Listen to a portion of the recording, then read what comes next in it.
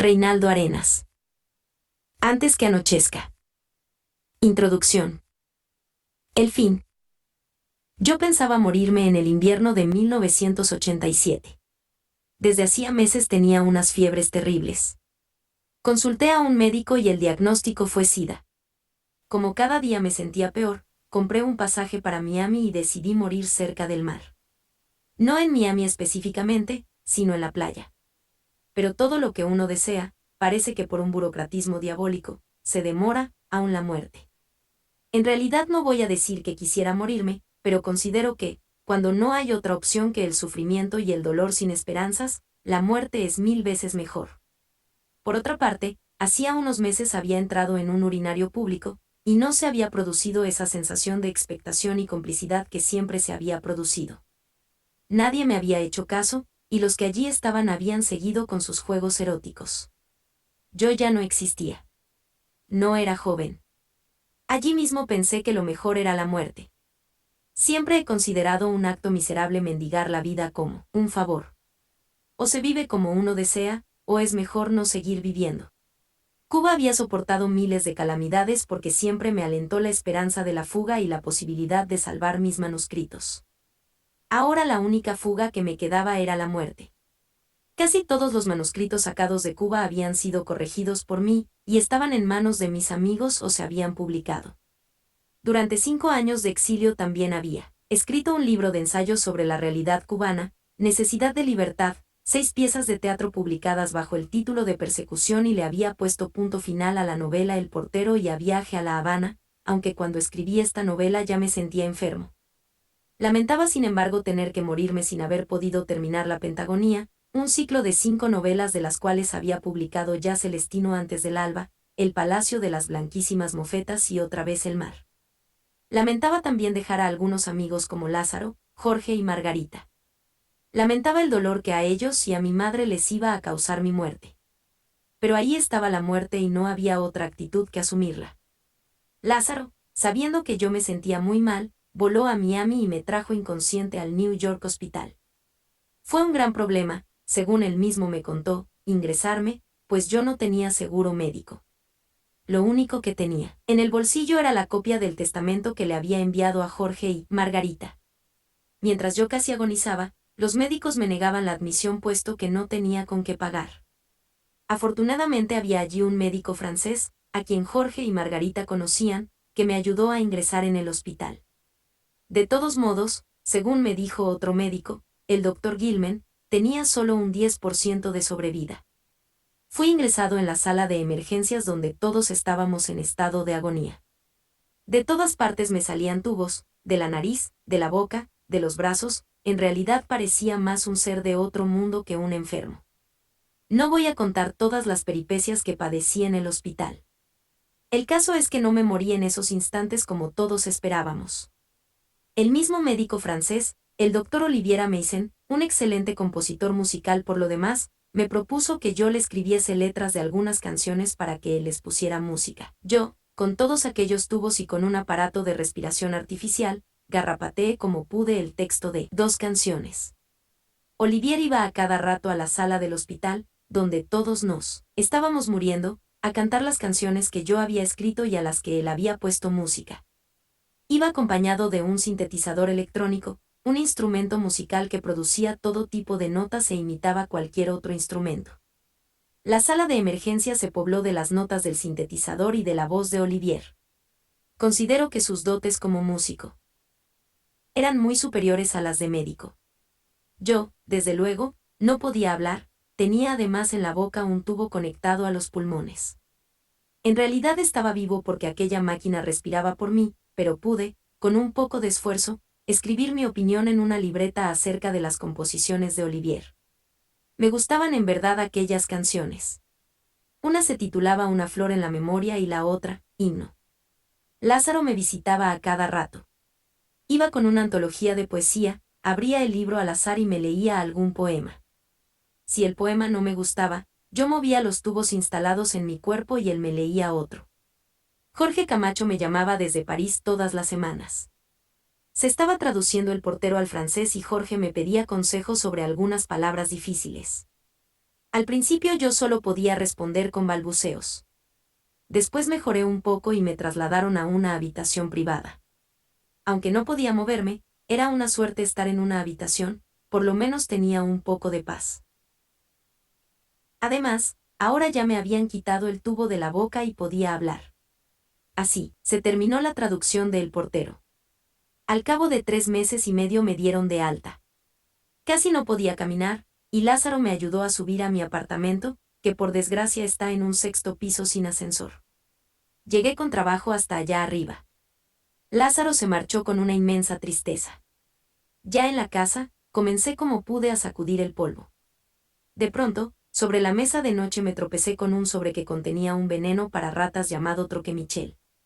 Aquello me llenó de coraje, pues obviamente alguien había puesto aquel veneno para que yo me lo tomara. Allí mismo decidí que el suicidio que yo en silencio había planificado tenía que ser aplazado por el momento. No podía darle ese gusto al que me había dejado en el cuarto aquel sobre. Los dolores eran terribles y el cansancio inmenso. A los pocos minutos, llegó René Cifuentes y me ayudó a limpiar la casa y a comprar algo de comer. Después me quedé solo. Como no tenía fuerzas para sentarme a la máquina, comencé a dictar en una grabadora la historia de mi propia vida. Hablaba un rato, descansaba y seguía.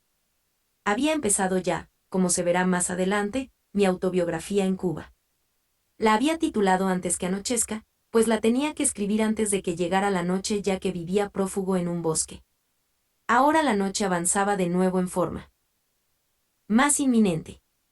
Era la noche de la muerte. Ahora sí que tenía que terminar mi autobiografía antes de que anocheciera. Lo tomé como un reto. Y seguí así trabajando en mis memorias. Yo grababa un casete y se lo daba a un amigo, Antonio Valle, para que lo mecanografiara. Había grabado ya más de 20 casetes y aún no anochecía. En la primavera de 1988 salió El portero en Francia. Fue un éxito de crítica y de publicidad. La novela había quedado finalista, junto con otras 2, en el Premio Médicis a la mejor novela extranjera. La editorial me mandó un pasaje de avión, pues yo había sido invitado a participar en el programa Epástrefis en la televisión francesa. Era el programa cultural de más audiencia en Francia y se transmitía en vivo por toda Europa. Acepté la invitación sin siquiera saber si podría o no bajar las escaleras de mi casa y llegar al avión. Pero el estímulo de mis amigos Jorge y Margarita creo que me ayudó. Llegué a París y me presenté al programa. Casi nadie sabía que, mientras yo hablaba en aquel programa que duraba 1 hora o más, en realidad yo estaba al borde de la muerte. Me pasé unos días en París y regresé a mi autobiografía. Mientras trabajaba en ella, revisaba la excelente traducción que Lilian Hassen me hacía de La Loma del Ángel, una parodia sarcástica y amorosa de la Cecilia Valdés de Cirilo Villaverde. Pero las calamidades físicas no se detenían, por el contrario, avanzaban rápidamente. Volví a contraer una clase de neumonía denominada PCP, que era la misma que había contraído antes.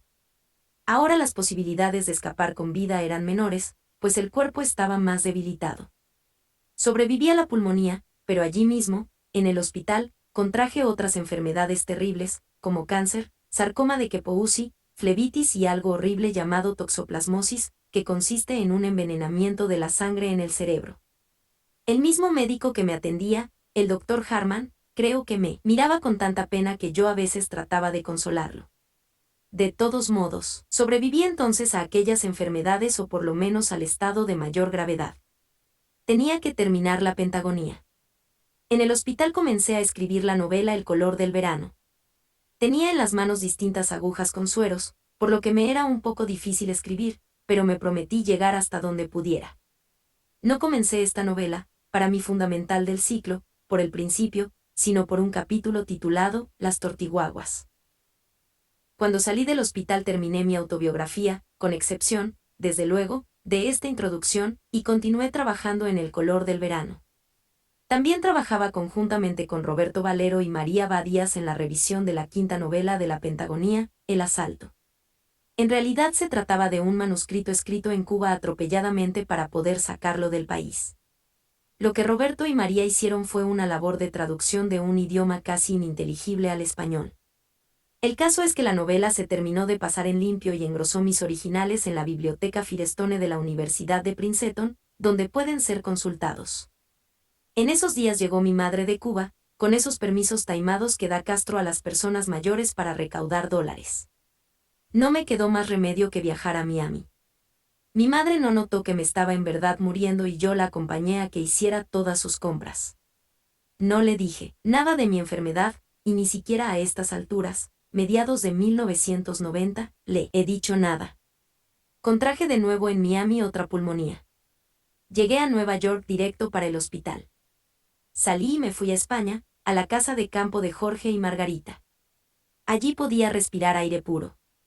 Recuerdo que, estando en casa de Jorge en la finca Los Pajares, era entonces el otoño de 1988, se nos ocurrió la idea de hacer una carta abierta a Fidel Castro solicitándole un plebiscito, más o menos como el que se le había hecho a Pinochet.